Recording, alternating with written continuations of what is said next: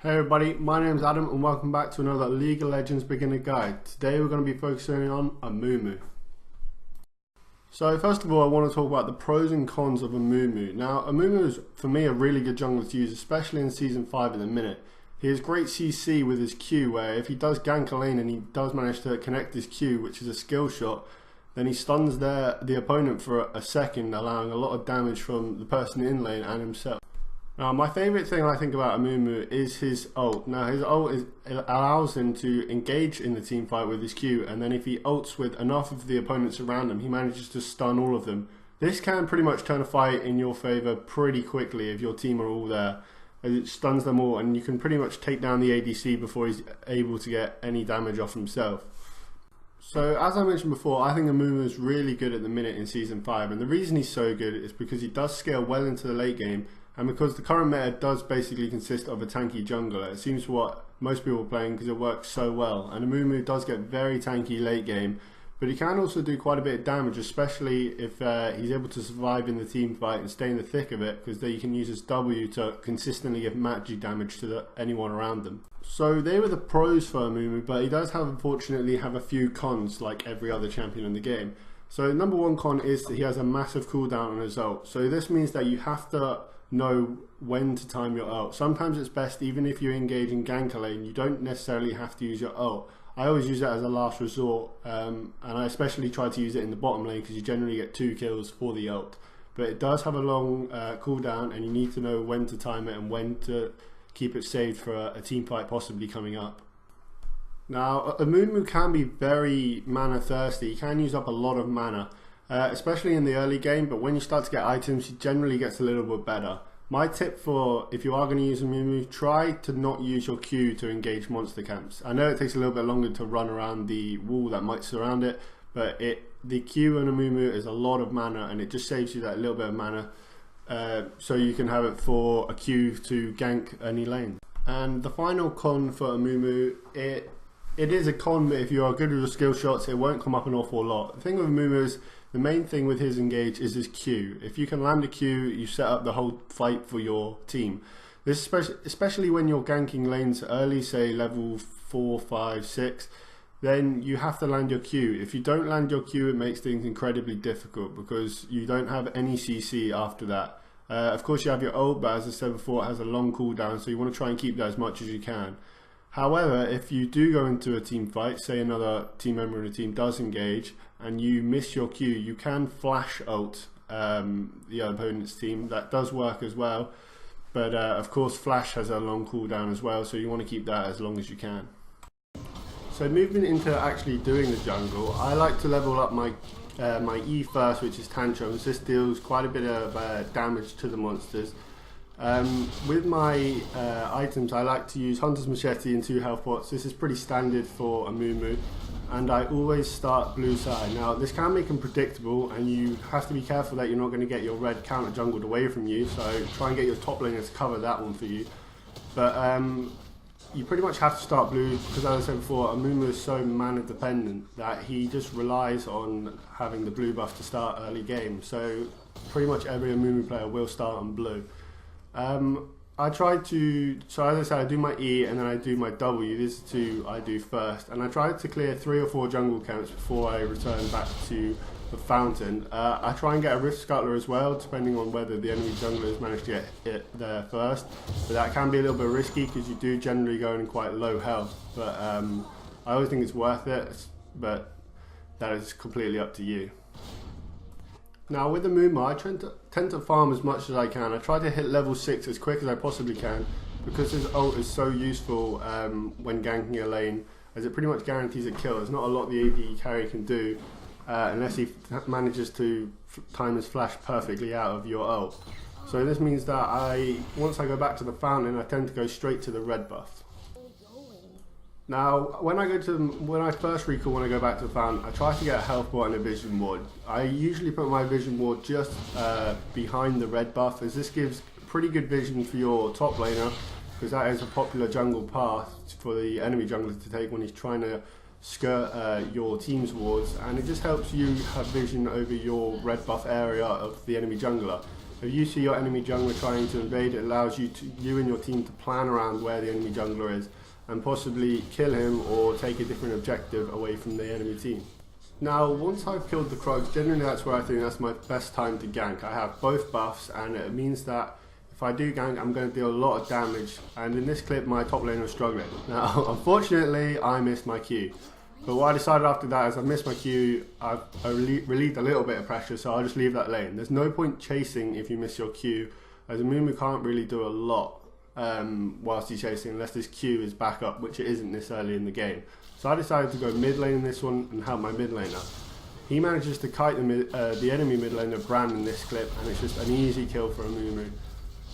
Eventually, he almost does get away, but it's a good kill for the team. And just that clip there shows you that there's no point chasing the top laner, as there's other places you can gank on the map, and it's important that you try and help all your lanes depending on who's doing good or bad.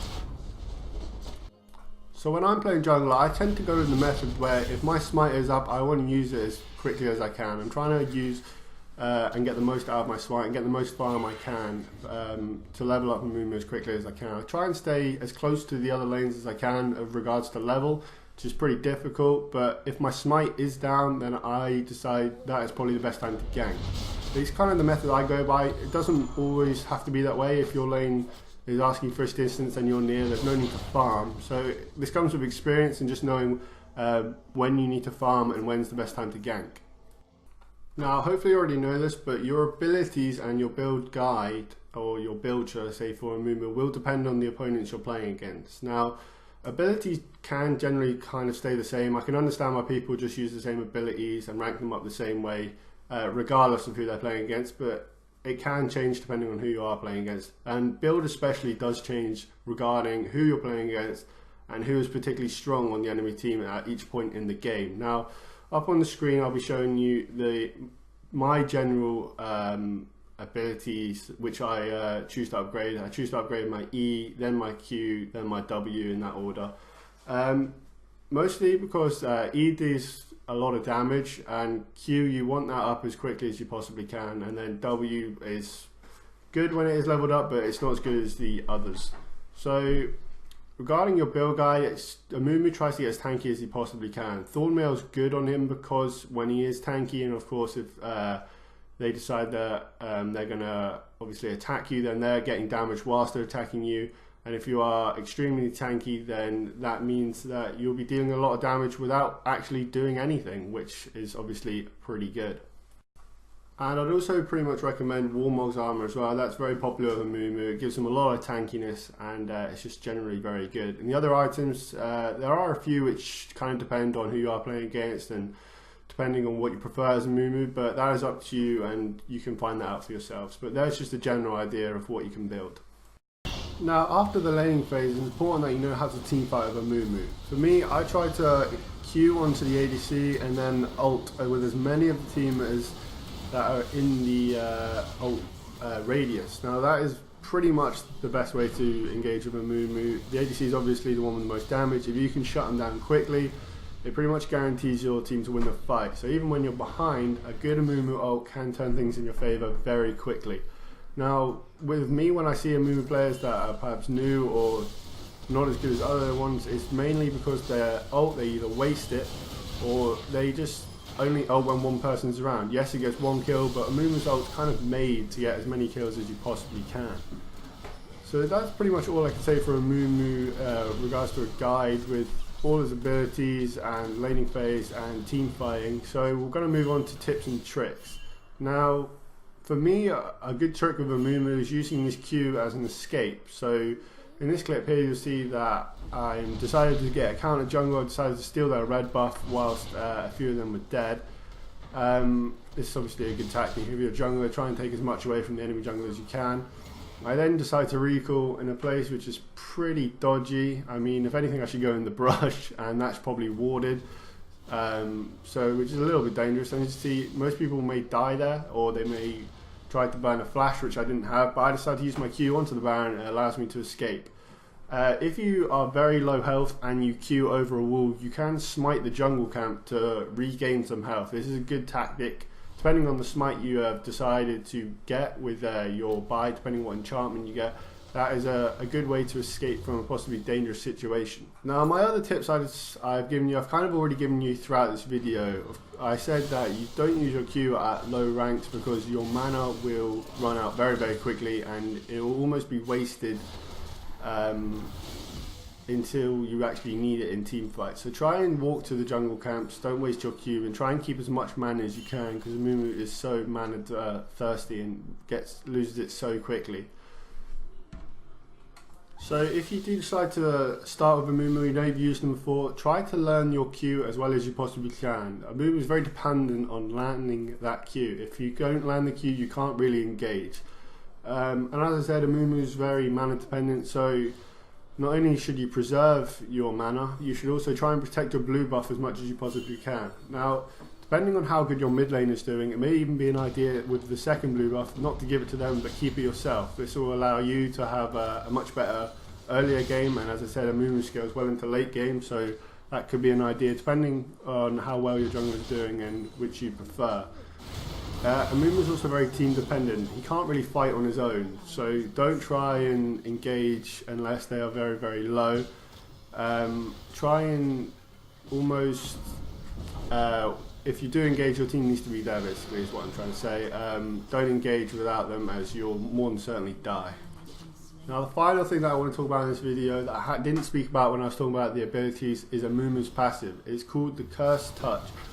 And what it does is it reduces the enemy's magic resistance and when you get to level 18, it can reduce it by 35, which is quite significant when you come into team fights, as it allows your magic damage champions to burst down any squishy targets, which of course is a big plus for your team.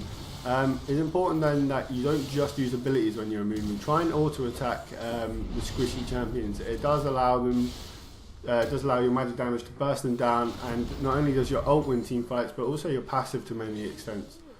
That's pretty much all I want to talk about in this guide to Amumu. If you did enjoy it, then be sure to like and subscribe. If you have any champions that you'd like me to specifically go through the video, then I'd be more than willing to do that.